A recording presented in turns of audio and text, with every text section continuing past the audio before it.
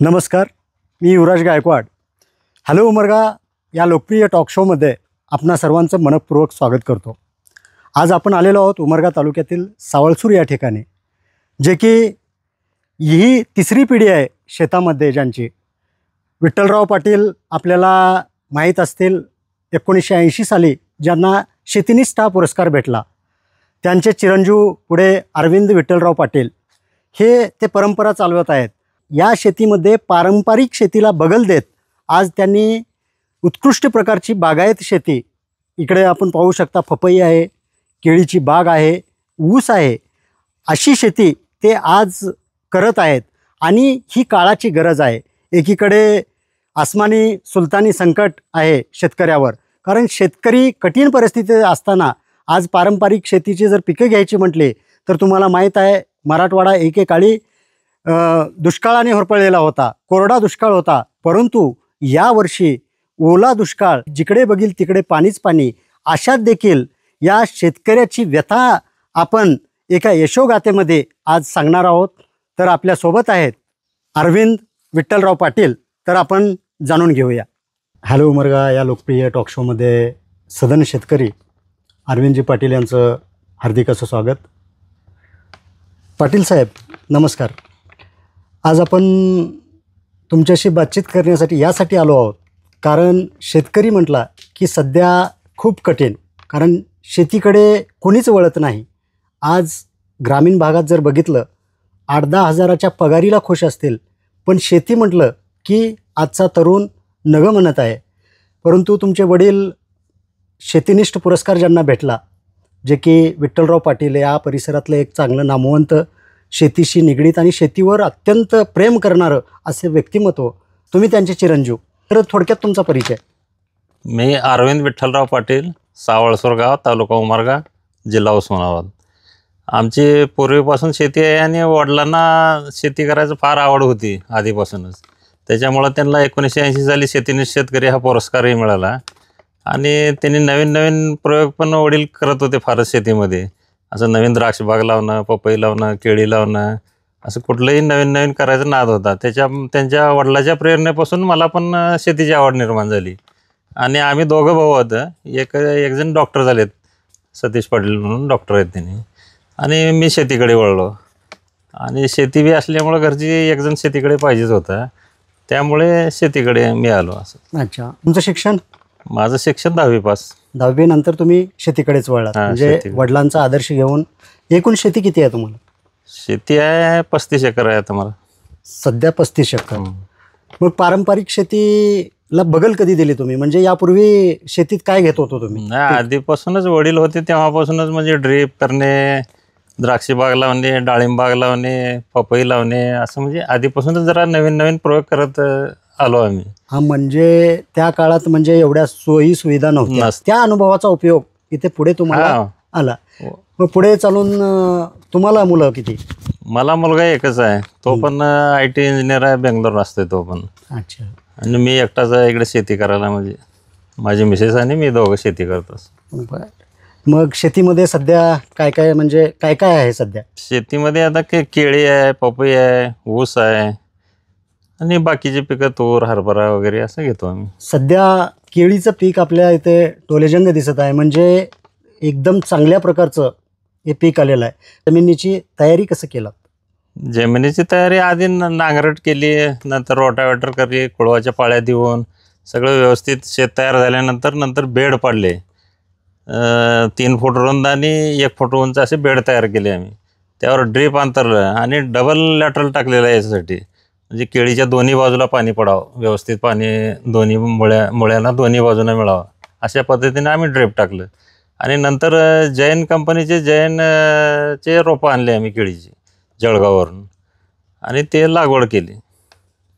खरं पाहता आपल्या भागामध्ये केळी शेती म्हणजे बागायतला जास्त महत्त्व दिलं जात नाही, हंगामी पिकांनाच आणि पारंपरिक शेतीकडे आहे. हे रोप एकरी किती बसू शकतात म्हणजे केळीचे?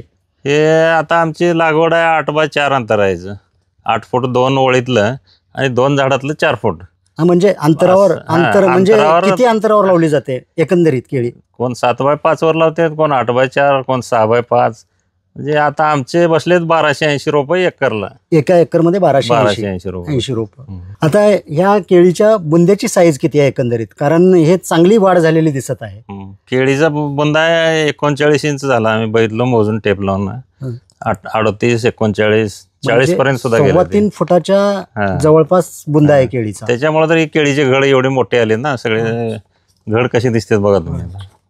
हे सगळे एक्सपोर्ट क्वालिटी केलो आम्ही तयार आता. अच्छा, आणि हे माल आता एक्सपोर्टला दुबई, इराण, इराक या देशासाठी आम्हाला पाठवायचं आहे आता. अच्छा, बर. आणि व्यापारी सुद्धा येऊन गेलेत एक दोघं बघून. आता एक 10-12 दिवसात माल निघेल अशी परिस्थिती आहे याची. ग्रामीण भागात देखील शेतकरी जर मनावर घेतला, म्हणजे शुद्ध हेतू ठेवून जर कार्य करत राहिला, प्रामाणिकपणे इथे कष्ट करत राहिला, तर तो एक्सपोर्ट देखील माल करू शकतो. हे मूर्तिमंत उदाहरण आपल्याला पाटलाकडून मिळत आहे. म्हणजे रोप कुठून मागवलं नेमकं? हे जळगावचं जैन इरिगेशन सिस्टीम आहे ना, त्यांनीच रोप पुरवतात. 18 रुपये 50 पैशाला एक रोप इथं आणून पोच केले त्यांनी. एकरी किती खर्च आहे? म्हणजे लागवड जर केळी लागवड जर करायची म्हटली तर एकरी किती खर्च आहे? हे ड्रीप सोडून टोटल एकरी माल निघस तर 1,10,000 20,000 पर्यंत जाऊ शकते. म्हणजे एक्सपोर्ट क्वालिटी जर करायची आपल्याला. अच्छा, आणि उत्पन्न निघते 35 टन एकरला. एकरी 35 टन. सध्या भाव काय आहे केळीला, म्हणजे कसं? सध्या आता एक्सपोर्ट चालले 24 रुपये 25 रुपये रेट चालू आहेत किलोला.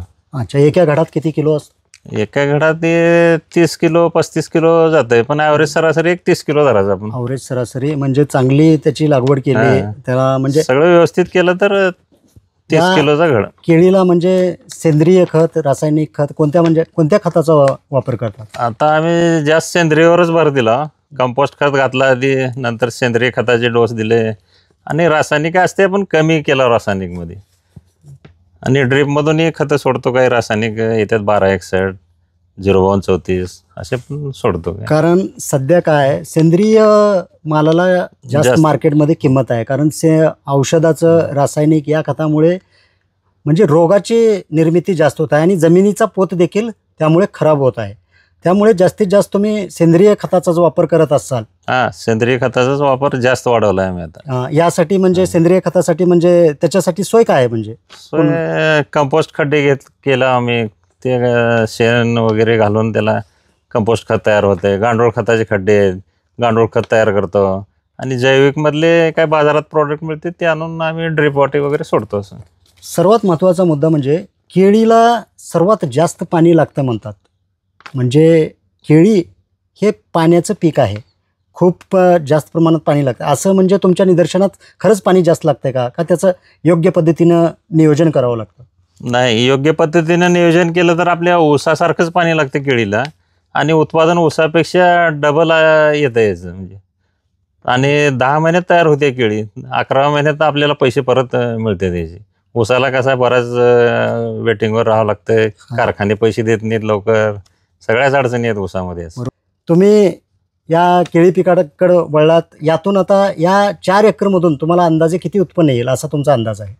अंदाजे आता काय येते बघूत. आता रेट काय मिळतंय त्याला, त्याच्यावरून हे होईल. पण आमचं एक 125 टन माल व्हावा असा अंदाज आहे आमचा. फळाची काढणी म्हणजे ह्याची योग्य वेळ कोणती फळ काढणीसाठी? फळ काढणीसाठी तसं 12 महिने चालते केळी. 12 महिने लागवडी चालू आहे आणि केळी काढणी 12 महिने चालूच आहे. म्हणजे तसं काय ह्याच टाईमला लावावं असं काय नाही.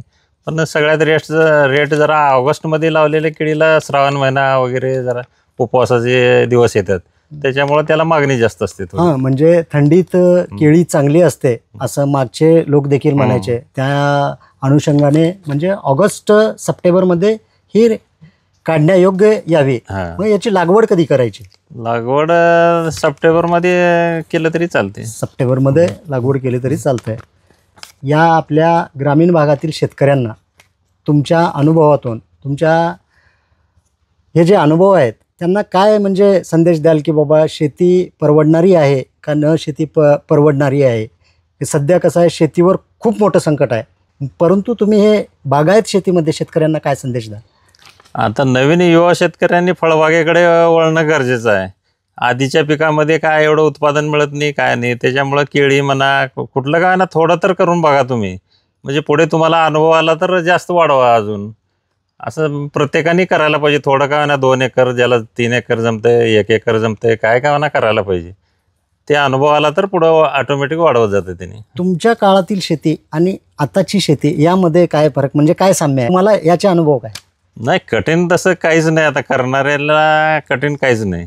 फक्त कष्ट आपण करायला पाहिजे. त्याला उगं करून सोडलो आपण, मला एवढं झालं तेवढं झालं म्हणलं तर असं होत नाही. ते यासाठी तुम्ही कुठल्या प्रशिक्षण वगैरे घेतलेले आहात का? म्हणजे कुठल्या प्रशिक्षणाला गेलो होतो काय शेतीच्या? म्हणजे एकंदरीत शेती हा विषय तसा तर अनुभवातून माणूस नवीन नवीन प्रयोग करणारा असला तो नवीन नवीन प्रयोग करतो, परंतु हे जर अंगलट बी आलं, काही शेतकऱ्यांना अंगलट आलेले आहे आणि त्यांनी आत्महत्या देखील केलेली आहेत नवीन प्रयोग करायला जाऊन, कारण योग्य नियोजन किंवा काही साथ देत नाही असं होत असतं.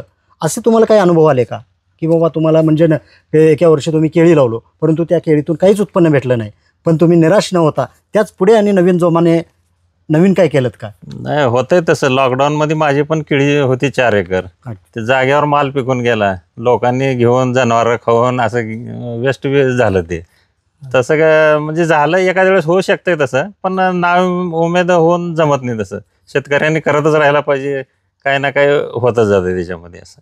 तर हे होते अरविंद पाटील, जे की एक सधन शेतकरी, वडिलांच्या पावलावर पाऊल ठेवून शेतीनिष्ठ पुरस्कार हा कृषीभूषण पुरस्कारापेक्षाही सर्वोत्तम मानला जातो, कारण त्याला निकष आहेत. त्या निकषाच्या आधारावर ते शेतीनिष्ठ पुरस्कार दिला जातो. त्यांचे चिरंजीव पुढे म्हणजे आपल्या ग्रामीण भागातील आपल्या परिसरातील शेतकऱ्यांना, आणि विशेष म्हणजे जे तरुण शेतकरी आहेत सध्या, त्या शेतकऱ्यांसाठी एक आदर्श आहेत.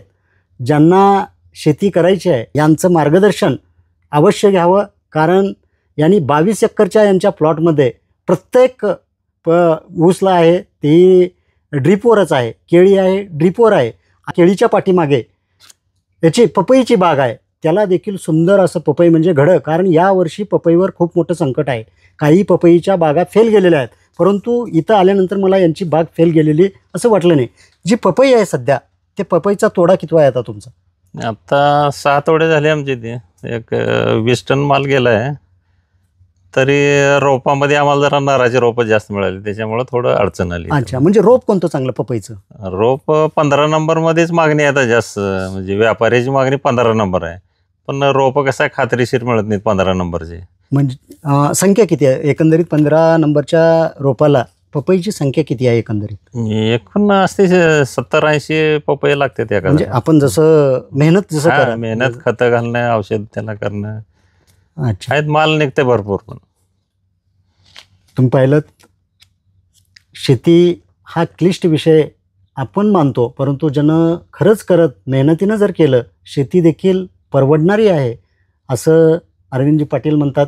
त्यामुळे ज्यांना खरंच शेती करायची आहे, मनापासून शेती करायचं आहे, शेतीत उत्पन्न घ्यायचं आहे, कारण येणारा काळ हा शेतकऱ्यांचाच आहे.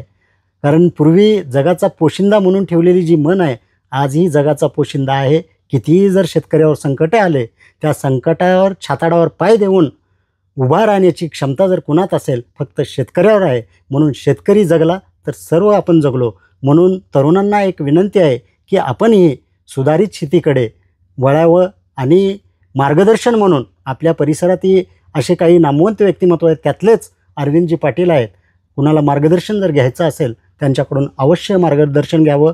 त्यांचे चिरंजीव IT इंजिनियर विशाल पाटील देखील आहेत, जे की त्यांनी नवीन नवीन प्रयोग आपल्या ITच्या माध्यमातून शेतीत ते करत आहेत. ते देखील चांगल्या प्रकारे, कारण शेतीला जोड टेक्निकल जर असले तर शेती चांगली आहे. तरी सर्वांनी शेतीकडे वळावं. शेती आपली काळी भूमी आहे आणि शेतकऱ्यावरच पूर्ण या देशाचा गाडा चालतो. तरी सर्वांनी नर्वस न होता, संकटाला आता सध्या संकट जरी असलं, शेती जर हा विषय आपल्याला कंटाळवाना असला, पण येणाऱ्या काळात शेतकऱ्याला खूप मोठी किंमत आहे. म्हणून शेतकऱ्यांनो नर्वस न होता, आत्महत्या न करता, कितीही अपयश येऊ द्या, त्या अपयशाला खचून न जाता चांगली पाटलांसारखा आदर्श घेऊन आपण ही चांगली शेती करावी, एवढंच आम्ही सांगू इच्छितो. धन्यवाद. नमस्कार. नमस्कार.